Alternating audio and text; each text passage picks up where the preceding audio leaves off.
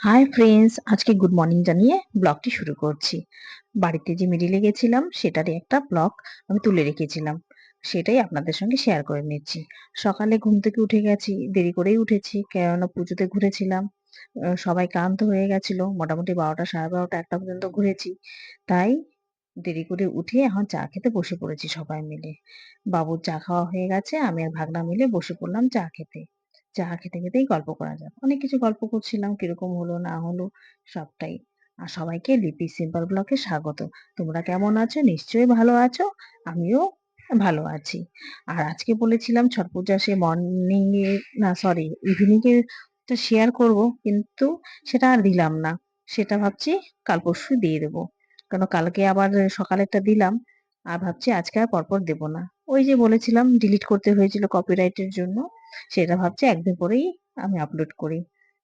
একটু বন্ধুরা কষ্ট করে দেখে নিও, আর যদি দেখতে ইচ্ছে না করে তাহলে তোমরা চালিয়ে একটু রেখে দিও, ভালো লাগবে।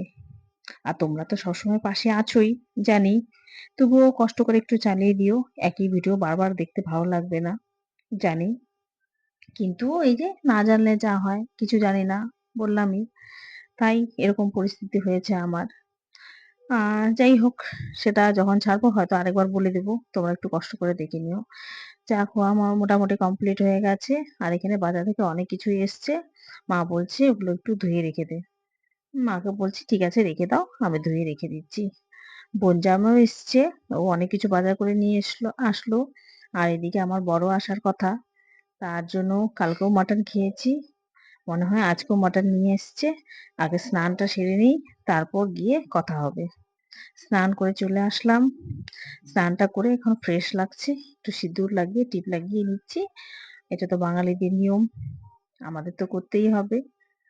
আর এগুলো না পরা থাকলে ভালো লাগে না মুখটা দেখতে, তাই না বলুন তো?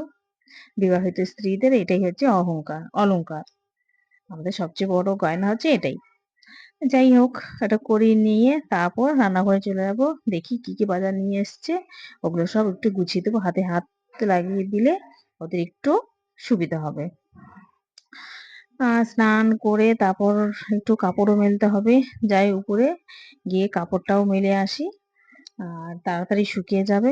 কেন বাবুর কাপড়গুলো তো স্নানের সময় কেচে দিয়েছি, আর পুচকু সোনাটাও কেচে দিলাম। যাই উপরে গিয়ে কাপড়গুলো মেলে দিই ঝটপট করে। আবার এদিকে নিচে কাজও রয়েছে, সেগুলোও করতে হবে, একটু হাতে হাতে করে দিলে ভালো হবে। তারপরে যে চলে এলাম রান্নাঘরে।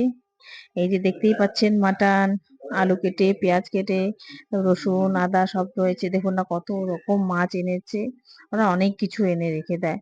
আর মা বলছে কি খাবি সেটাই রান্না হবে। দেখ, মাটন তো হবেই অবশ্যই। পর পর কি মাটন খেতে ভালো লাগে? আমি বলছিলাম কেন তুমি নিয়ে এসছো? ওকে নিয়ে এসছে, কি করবে আর, রান্না করতে হবে। এখন আর কিছু বলিস না বলছি। আর কি মাছ রান্না হবে সেটা বল। মাছও রয়েছে, মাংসও রয়েছে, কি খাবো বুঝতে পারছি না। আমি বলছি তোমার যেটা খুশি সেটা করো। তারপর এদিকে তো যে আমি পুঁই গাছ তো এর আগে দেখিয়েছিলাম, সেটা থেকে আবার একটু তুলে রাখলাম। বলছিলাম মাকে যে বাড়ি নিয়ে যাব, এত পুঁই শাক হয়েছে না, সবাই নিয়ে যায়। মা বলছে নিয়ে যায় একটু। তারপর ওগুলো করে তারপর কি করব ভাবছি। তারপর হচ্ছে কাপড়গুলোই মেলে দিই। চলে গেলাম ছাদে গল্প করতে করতে আপনাদের সঙ্গে। ছাদে গিয়ে আর একটু গল্প করে নেবো আপনাদের সঙ্গে। আর আপনারা কে কোথা থেকে দেখছেন, কিরকম রয়েছেন, আর ভিডিওগুলো কিরকম লাগছে একটু কমেন্টে জানালে ভালো লাগবে। আর সবার তো দেখে নিয়েছি পুজো ঘোরা, কে কোথা থেকে কিভাবে ঘুরেছেন কি না ঘুরেছেন।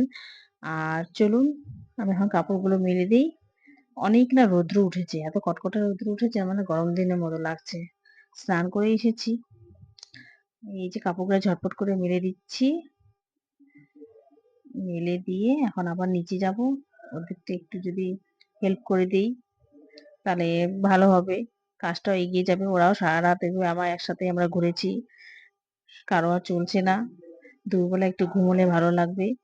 আবার ওর পিসি এদিকে আবার ফোন করেছে, বলছে লিপি আমার সঙ্গে একটু ঘুরতে যাবে। এখন নাও করতে পারছি না, জলপাইগুড়িতে যেহেতু আছি তাহলে ভাবছি একটু যাব। আর এদিকে যে পুঁই শাকগুলো আমি কেটে রেখেছিলাম, দেখুন না কতটা হয়েছে টিনের মধ্যে, গোটা যে অর্ধেকটা মানে একদম ভরে গেছে ছোট ছোট পুঁই শাকগুলো। আর এখানে মা কতগুলো এনে গাছ লাগিয়ে রেখেছে।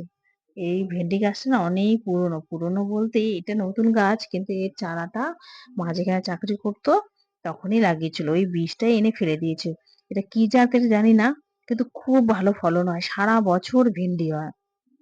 আগে যে গাছটা ছিল তখন তো ভিডিও করতাম না, তখন যদি করতাম তাহলে দেখাতে পারতাম। একটা গাছ দিয়ে কত মা সারা বছর ভেন্ডি খেতে পারতো, আর টাটকা টাটকা ভেন্ডি। এখানে কত গাছ বানাচ্ছে দেখুন, ফুলের গাছ লাগিয়েছে, আবার ওদিকে এই যেখানে আবার আর একটা ভেন্ডি গাছ লাগিয়েছে। এখানে কত ফুলও হয়েছে, ভালোও লাগছে। ওখানে যখন গেছিলাম, যেখানে চাকরি করতো, তখন আমি এই ভেন্ডিগুলো খেয়েছিলাম, ভালো হয় যেরকম ভেন্ডি হয় সেরকমই খেতে। মা অনেক ফুলের গাছও লাগিয়েছে, না লাগলে তো উপায়ও নেই, কেন পুজো দিতে। আর দেখুন এখানে অপরাজিতা ফুলের গাছও লাগিয়েছে। ও মা কি সুন্দর, দেখুন বেগুন হয়েছে কি সুন্দর, দুটো ছোট ছোট, দেখতে ভালো লাগে বলুন, যেরকমই হোক নিজের গাছের আনন্দটাই আলাদা। আর এখানে আরো গাছ রয়েছে, অনেক ফুলের গাছ, পেঁপে গাছ রয়েছে, মোটামুটি অনেক গাছ লাগিয়েছে মা। আর যারা নতুন বন্ধু হচ্ছো বা দেখছো, তাদেরকে আমার চ্যানেলে স্বাগত জানাই। তোমরা সাবস্ক্রাইব করে দিও, ভালো লাগবে। আর আমি সবসময় তোমাদের পাশে আছি। আর পুরনো বন্ধু যারা রয়েছো, তাদেরকে অসংখ্য ধন্যবাদ আমার পাশে এইভাবে থাকার জন্য। আর আমিও তোমাদের সবসময় পাশে থাকবো। এভাবেই আমাদের চলতে হবে, তাহলে আমরা সবাই একসাথে এগিয়ে যেতে পারবো। আর এদিকে তো হলো কথা, আর নিচে তো রান্না বান্না হচ্ছে, মা রান্না করছে। আজকে আর সেরকম কিছু আমি কাজ করিনি, ওই মাছ মাংস যেগুলো আছে ওগুলো শুধু ধুয়ে দিয়েছিলাম, খুঁটিনাটি এগুলো টুকটাক করেছিলাম। আর মেন কাজটা মাই আজকে করেছিল। চলো নিচে যাওয়া যাক। এই যে মা এক হাঁড়ি ভাত করে রেখেছে, বেশি করে মাটন রান্না হয়েছে। দেখি আর কি রান্না হয়েছে। ও ফুলকপি আলু সবজি করেছে, আর এই যে চিংড়ি মাছটা রান্না করেছে, আর ডাল তো রয়েছেই, আলু ভাজি তো থাকবেই আমার ছেলের জন্য, আর বকফুলের পকোড়া হবে। বকফুলের পকোড়াটা এখন আর হবে না, যখন ভাত খেতে বসবো তখন গরম গরম ভেজে দেবে, ভালো লাগবে। ঠান্ডা হলে তো আর ভালো লাগে না, তাই এটা রেডি করে রেখেছে, যখন খাবো তখন ভাজা হবে। আর এখানে লেবু কেটে রেখে দিয়েছে। চলুন এখন, আর পিসি বারবার করে ফোন করছে, তার জন্য একটু রেডি হয়ে যাচ্ছি। খাওয়া দাওয়া এখনো কিছু হয়নি, আর মা ওদিকে চিৎকার করছে খেতে আয় খেতে আয়। এই যে চলে এলাম খেতে, এভাবেই চলে বসে পড়লাম খেতে। খেয়ে দিয়ে উঠে তারপর আমি আর একটু রেডি হয়ে ড্রেস পরে তারপর চলে যাব পুজো করতে। কেননা আমি যদি না যাই তাহলে ও একা একা থাকবে, আর একা তো ঘুরতেও যাবে না, একা যেতে কি আর ভালো লাগে, বোরিং লাগবে। আর শাশুড়ি মাও আসেনি, উনি আসলে হয়তো ওনার সাথেই যেতে পারতো। তা ঠিকই আছে, বাবুকে বলছি তোমরা বসে থাকো, আর আমি গিয়ে একটু ঘুরে আসি ওর সাথে। ও বলছে বেশি রাত হয়ে গেলে যাব না, কেননা একটু সন্ধ্যে সন্ধ্যের দিকেই ঘুরে নেব। আমিও বলেছি ঠিকই আছে, কেননা রাতে ঘুরেছিলাম, প্রচন্ড ভিড় থাকে আর ভালো লাগে না, একটু ফাঁকা ফাঁকাই ঘুরে যাব। ঠিক আছে, আমি খেয়ে দিয়ে নিচ্ছি, খেয়ে দিয়ে নিয়ে এখন ও লাল শাকও রান্না হয়েছিল, সেটা তো দেখাতেও ভুলে গেছি। আর পকোড়াটা না অসাধারণ হয়েছে, বোন ভেজেছিল, দারুণ হয়েছে, দারুণ পকোড়াটা। আমি এই বকফুলের পকোড়াটা এবছর ফার্স্ট, এই যে এখন খেলাম। আর কে কে খেয়েছেন আমার কমেন্টে জানাবেন, ভালো লাগবে। আর যদি কেউ নতুন বন্ধু হয়ে থাকো, লাইক কমেন্ট আর শেয়ার আর সাবস্ক্রাইব করে দিও, আমিও তোমাদের পাশে সবসময় আছি। আর আমার পুজোর ভিডিও আর এই ভিডিওগুলো কিরকম লাগছে একটু কমেন্ট করো। অনেক দিদিভাই আমাকে কমেন্ট করে জানায়। আর লাইক দিয়ে ভুলো না, লাইকটি কিন্তু অবশ্যই দেবে। লাইক দিয়ে পুরো ভিডিওটা কমপ্লিট করে দেখে নিও। আর যদি দেখতে ইচ্ছে না করে একটু কষ্ট করে চালিয়ে রেখে দিও, তাহলে আমার ওয়াচ টাইমটা পূরণ হয়ে যাবে। ওয়াচ টাইম পূরণ না হলে তো কোনো কিছুই করা থাকবে না, ওইটাই তো চিন্তা। ওয়াচ টাইমটা কিভাবে যে কমপ্লিট করব বুঝতে পারছি না। যাই হোক, কি হবে দেখা যাবে পরে। আমি আজকে অনেক বকবক করলাম, এখন আর বেশি কথা বলবো না। এখন খেয়ে দিয়ে শ্বাসটা কমপ্লিট করে নিই, কমপ্লিট করে চলে যাব পুজো ঘুরতে। আর পুজোটা ভালোই এনজয় করেছি এবার। বলেইছিলাম দুর্গাপুজোতে ঘুরতে পারিনি, কালী পুজো ভালো করেই ঘুরবো। কালী পুজো ভালো করে ঘুরে নিলাম। পরের বছর কি হবে জানি না। এই বছর যখন আছি ঘুরেই নেই, সবাই মিলে আনন্দ ফুর্তি করে নেই।